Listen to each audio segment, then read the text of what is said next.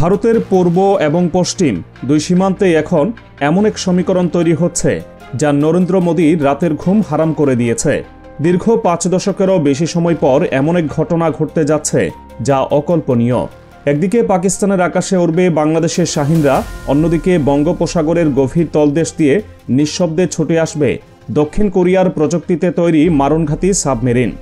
আকাশ এবং সমুদ্র দুই ফ্রন্টেই বাংলাদেশ এমনভাবে নিজেদের সাজাচ্ছে যা দেখে ভারতের সামরিক কর্তারা রীতিমতো ঘামতে শুরু করেছেন। ভারতের দাদাগিরি আর সীমান্তে চোখ রাঙানিকে চিরতরে স্তব্ধ করে দিতে বাংলাদেশ বিমান বাহিনী এবং নৌবাহিনী যে পদক্ষেপ নিয়েছে তা কোনো সাধারণ সামরিক কেনাকাটা বা প্রশিক্ষণ নয়, এটি এক সুগভীর মাস্টার প্ল্যান। দুবাইয়ের মাটিতে সম্প্রতি এমন এক বৈঠক অনুষ্ঠিত হয়েছে যার কম্পন সরাসরি অনুভূত হচ্ছে ভারতের প্রতিরক্ষা মন্ত্রণালয়ে। বাংলাদেশ বিমান বাহিনী প্রধান air chief marshal Hasan Mahmud Khan এবং পাকিস্তান বিমান বাহিনী প্রধান air chief marshal Zaheer Ahmed Babar সিধুর মধ্যে অনুষ্ঠিত এই বৈঠকটি কোনো সৌজন্য সাক্ষাৎ ছিল না। টেবিলের উপর ছিল ভবিষ্যৎ যুদ্ধের ব্লুপ্রিন্ট। দুই দেশের শীর্ষ সামরিক নেতৃত্বের এই আলোচনায় সিদ্ধান্ত হয়েছে এখন থেকে বাংলাদেশের লড়াকু বিমান সেনা বা পাইলটরা উচ্চতর যুদ্ধের প্রশিক্ষণ নেবেন পাকিস্তানের মাটিতে।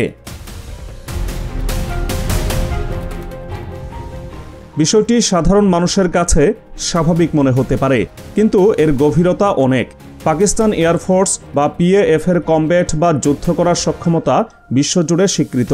বিশেষ করে ভারতের বিশাল বিমান বাহিনীর সঙ্গে টেক্কা দিয়ে তারা যেভাবে নিজেদের আকাশসীমা রক্ষা করে আসছে সেই অভিজ্ঞতা বাংলাদেশের জন্য এখন সোনার চেয়েও দামি। এতদিন ভারত মনে করত ১৯৭১ সালের পর বাংলাদেশ আর পাকিস্তানের মধ্যে সামরিক সম্পর্ক কোনোদিন জোড়া লাগবে না। এই সুযোগে ভারত সবসময় বাংলাদেশকে নিজেদের প্রভাব বলয়ে রাখার চেষ্টা করেছে, কিন্তু দুবাইয়ের এই বৈঠক সেই পুরনো হিসেব নিকেশের খাতাটি ছিঁড়ে ফেলেছে। পাকিস্তান বিমান বাহিনীর অত্যাধুনিক ট্রেনিং ফ্যাসিলিটিতে বাংলাদেশের পাইলটরা যখন ডগ ফাইট বা আকাশযুদ্ধের কসরত শিখবে তখন তা সরাসরি ভারতের ইস্টার্ন কমান্ডের জন্য বড় ধরনের মাথা ব্যথার কারণ হয়ে দাঁড়াবে। পাকিস্তান বিমান বাহিনীর fighter conversion unit, tactical flying এবং কমব্যাট ম্যানোভার অর্থাৎ মাঝাখাসে শত্রুর বিমানকে ধোঁকা দিয়ে পাল্টা আঘাত করার যে কৌশল তাতে তারা অত্যন্ত দক্ষ।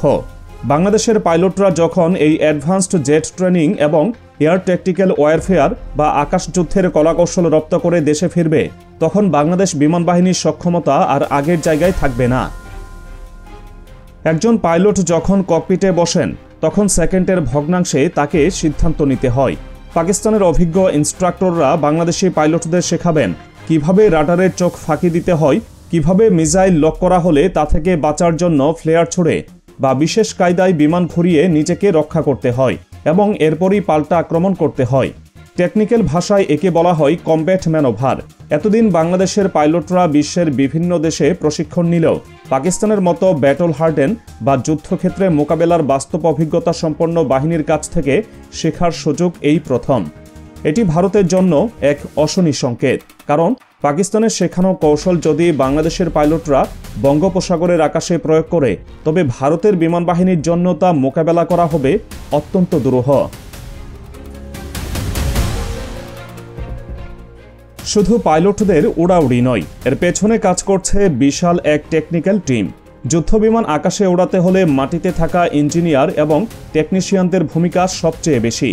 এই চুক্তির আওতায় বাংলাদেশের টেকনিক্যাল পার্সোনেলরা পাকিস্তানের কাছ থেকে শিখবেন মেইনটেন্যান্স প্রটোকল এবং ইঞ্জিনিয়ারিং সাপোর্ট, অর্থাৎ যুদ্ধবিমানকে সর্বদা যুদ্ধের জন্য প্রস্তুত বা অপারেশনাল রেডিনেসে রাখার গোপন মন্ত্র।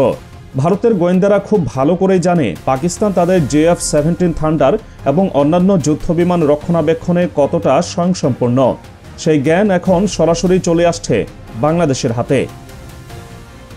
দুই দেশের এই নতুন সামরিক সম্পর্কের ফলে ভারতের তথাকথিত 7 সিস্টার্স বা উত্তর পূর্ব ভারতের নিরাপত্তা নিয়ে নতুন করে ভাবতে বসতে হচ্ছে মোদী সরকারকে, কারণ বাংলাদেশের আকাশসীমা এখন আর ভারতের জন্য অবাধ বিচরণের ক্ষেত্র থাকবে না। আন্তর্জাতিক সামরিক পর্যবেক্ষকদের মতে এই উদ্যোগ বাংলাদেশ বিমান বাহিনীর জন্য এক গেম চেঞ্জার।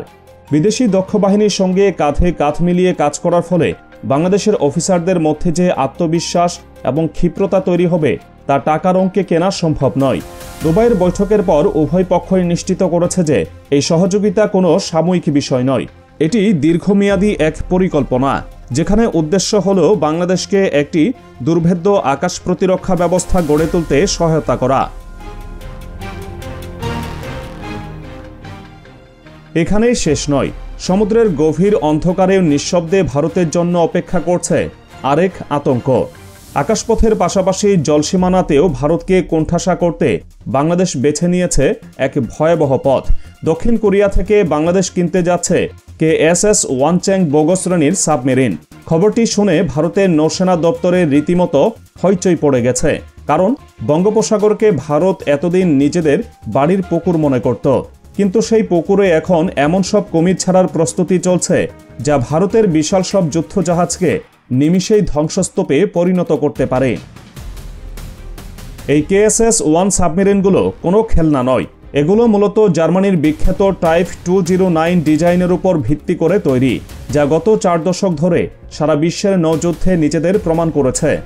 এক একটি সাবমেরিনের ওজন প্রায় 1200 টন এবং লম্বায় 56 মিটার, কিন্তু এর আসল ভয়ঙ্কর দিক হল এর নীরবতা। ডিজেল ইলেকট্রনিক ইঞ্জিনে চলা এই সাবমেরিনগুলো যখন পানির নিচে ব্যাটারি মোডে চলে, তখন এগুলো এতটাই নিঃশব্দে চলাচল করে যে শত্রু শনাক্তকারী যন্ত্রে ধরা পড়া প্রায় অসম্ভব। একে বলা হয় স্টেলথ বা অদৃশ্য থাকার ক্ষমতা। বঙ্গোপসাগরের ঘোলাটে এবং অগভীর পানিতে এই ধরনের ছোট ও মাঝারি আকারের সাবমেরিন খুঁজে বের করা খড়ের গাদায় সূচ খোঁজার মতো কঠিন। এই সাবমেরিনগুলো একটানা সপ্তাহের পর সপ্তাহ পানির নিচে লুকিয়ে থাকতে পারে। এদের সর্বোচ্চ গতি 22 নটিক্যাল মাইল এবং এরা 250 মিটার গভীর পর্যন্ত অপারেশন চালাতে সক্ষম। কিন্তু সবচেয়ে ভয়ের বিষয় হলো এদের অস্ত্র ভাণ্ডার। এই সাবমেরিনগুলো ভারী টর্পেডো এবং অ্যান্টিশিপ মিসাইল বহন করতে পারে, অর্থাৎ পানির নিচ থেকে আচমকা টর্পেডো ছড়ে ভারতের যে কোনো বিমানবাহী রণতরী বা ডেস্ট্রয়ারকে 2 টুকরো করে দেওয়ার ক্ষমতা রাখে এই ডুবোজাহাজগুলো। বাংলাদেশ যে আপগ্রেডেড সংস্করণটি নিতে যাচ্ছে তাতে যুক্ত হতে পারে এয়ার ইন্ডিপেন্ডেন্ট প্রপালশন বা EIP প্রযুক্তির অপশন। সাধারণ সাবমেরিনকে অক্সিজেনের জন্য মাঝে মাঝে পানির উপরে বা স্নরকেল গভীরতায় আসতে হয়, যা রাডারে ধরা পড়ার ঝুঁকি বাড়ায়। কিন্তু EIP প্রযুক্তি থাকলে সাবমেরিনকে বাতাস নিতে উপরে উঠতে হয়। এটি দিনের পর দিন পানির নিচেই ঘাপটি মেরে বসে থাকতে পারে, ঠিক যেন শিকারের অপেক্ষায় থাকা এক ক্ষুধার্ত হাঙ্গর। বাংলাদেশের 1,18,000 বর্গ কিলোমিটারের বিশাল সমুদ্র সীমা এবং $40 বিলিয়ন ব্লু ইকোনমি রক্ষার জন্য এই সাবমেরিনগুলো হবে সবচেয়ে বড় প্রহরী। সামরিক পরিভাষায় একটি কথা আছে, সি ডিনাইল বা সমুদ্র প্রত্যাখ্যান। এর মানে হলো আপনার নৌবাহিনী শত্রুর চেয়ে ছোট হতে পারে, কিন্তু আপনার এমন ক্ষমতা থাকতে হবে যেন শত্রু চাইলেই আপনার সমুদ্র সীমা ব্যবহার করতে না পারে। বাংলাদেশ এই সাবমেরিনগুলো দিয়ে ঠিক এই কাজটি করতে চাইছে। ভারতের নৌবাহিনীর সংখ্যায় বিশাল হতে পারে, কিন্তু সাবমেরিন যুদ্ধের সমীকরণ সংখ্যার উপর নির্ভর করে না, এটি নির্ভর করে কে কতক্ষণ লুকিয়ে থাকতে পারে তার উপর। ভারতের মহাসাগর এবং বঙ্গোপসাগরে ভারতের একচ্ছত্র আধিপত্যের দিন শেষ হয়ে আসছে। বাংলাদেশের হাতে যখন 6টি এমন আধুনিক সাবমেরিন থাকবে, তখন ভারত চাইলেই তাদের নৌবহর নিয়ে এই এলাকায় দাপিয়ে বেড়াতে পারবে না। প্রতিটি পদক্ষেপে তাদের ভাবতে হবে কোথায় লুকিয়ে আছে বাংলাদেশের সাইলেন্ট কিলার। এই সাবমেরিনগুলো ভারতের পূর্ব উপকূল থেকে মালাক্কা প্রণালী পর্যন্ত পুরো সমুদ্র রাজনীতির ছক বদলে দিচ্ছে। মোদী সরকার এতদিন ভেবেছিল তারা এই অঞ্চলের একমাত্র সুপার পাওয়ার, কিন্তু বাংলাদেশ বুঝিয়ে দিচ্ছে তারাও এখন আর বসে নেই। পাকিস্তান এবং দক্ষিণ কোরিয়ার সঙ্গে বাংলাদেশের এই জোড়া পদক্ষেপ আকাশে ফাইটার পাইলটদের প্রশিক্ষণ এবং সাগরে সাবমেরিন মোতায়েন আসলে একটি সমন্বিত সামরিক কৌশলের অংশ। এটি ভারতের জন্য এক ধরনের মিলিটারি এনসার্কলমেন্ট বা সামরিক ঘেরাওয়ের মতো পরিস্থিতি তৈরি করছে। একদিকে পাকিস্তানের সীমান্তে ভারতের সবসময় টেনশন, আর এখন পূর্ব সীমান্তে বাংলাদেশও নিজেদের দাঁত ও নখ সানিয়ে নিচ্ছে। পাকিস্তান বিমান বাহিনীর সঙ্গে এই কোলাবোরেশন বাংলাদেশের পাইলটদের মানসিকতাকে বদলে দেবে। পাকিস্তানি পাইলটরা যেমন ভারতের বিশাল বিমান বাহিনীর চোখের দিকে চোখ রেখে কথা বলতে জানে, সেই সাহস এখন সঞ্চারিত হবে বাংলাদেশি পাইলটদের ধমনীতে। মডার্ন ফাইটার কনভার্সন কোর্সের মাধ্যমে তারা শিখবে কিভাবে সীমিত সম্পদ দিয়েও শক্তিশালী শত্রুকে নাস্তানাবুদ করা যায়। অন্যদিকে সমুদ্রের গভীরে দক্ষিণ কোরিয়ার প্রযুক্তিতে তৈরি সাবমেরিনগুলো নিশ্চিত করবে যে বঙ্গোপসাগরে কেউ অনধিকার চর্চা করতে এলে তাকে চড়া মূল্য দিতে হবে। ভারত চেয়েছিল বাংলাদেশ সবসময় সামরিকভাবে দুর্বল এবং তাদের উপর নির্ভরশীল থাকুক, কিন্তু বাংলাদেশ যখন পাকিস্তান থেকে স্কিল এবং কোরিয়া থেকে হার্ডওয়্যার নিয়ে নিজেকে স্বয়ংসম্পূর্ণ করছে, তখন ভারতের সেই দাদাগিরির স্বপ্ন ভেঙে চোরমার হয়ে যাচ্ছে।